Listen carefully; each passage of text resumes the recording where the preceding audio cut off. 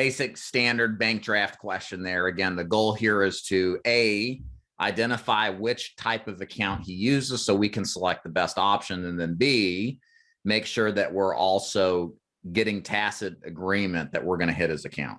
Okay. Now, again, fine tuning stuff here. I don't like to say hit the account. We're going to grab your money out of, we're going to take your money, right? It's pretty aggressive. I mean, it is what it is. I'd rather you say something like, so the way we set up payment is we send a request to the bank on the date you get your deposit, never before, but always the same day, later, or the next day. So just a little nicer language, right? Some people get all testy when you talk about taking their money. But otherwise, the context of that works well. Again, I like to sometimes use to compare and contrast, like we're not like the agents of yesteryear that came by your house and collected the premium. Those are the old days. The way it works now, the companies, keyword, the companies require to set up a payment sent to your bank on the date you get your deposit after it's already cleared to take care of the monthly payments. The close is the same. So do you use a local checking or savings account, or do you have one of those cards like a Direct Express cards? We are never taking the money up front.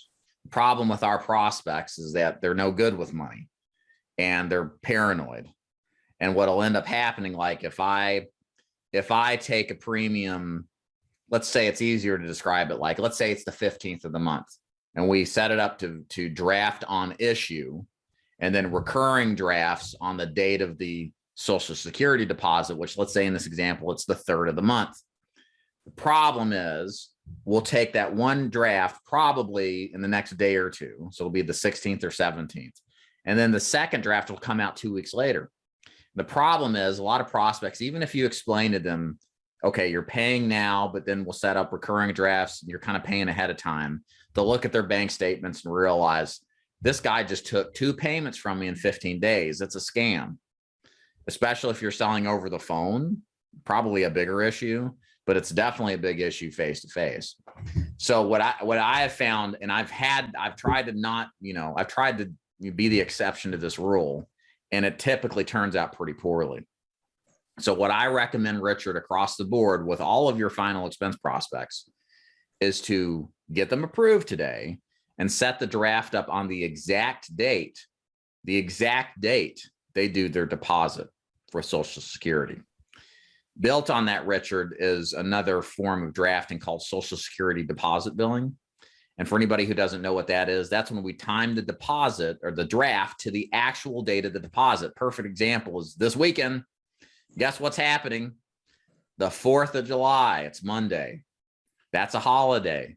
And guess when the 3rd of the month falls? Sunday. So when does Uncle Sam pay? Tomorrow on the 1st. When would you get your money if you set up a numerical date on the 3rd? You wouldn't get it on the 3rd. It's a weekend. You wouldn't get it on the 4th because it's a holiday. You get it on the 5th. You'd have a full, literally one of the biggest party weekends of all, a whole weekend to blow your money on smokes and booze before you have a chance to get the cash. It's a race to the ATM, ladies and gentlemen. You have got to be there first. Okay. So as much as possible, get people set up on Social Security deposit billing. Just tell them, hey, here's how the companies require it.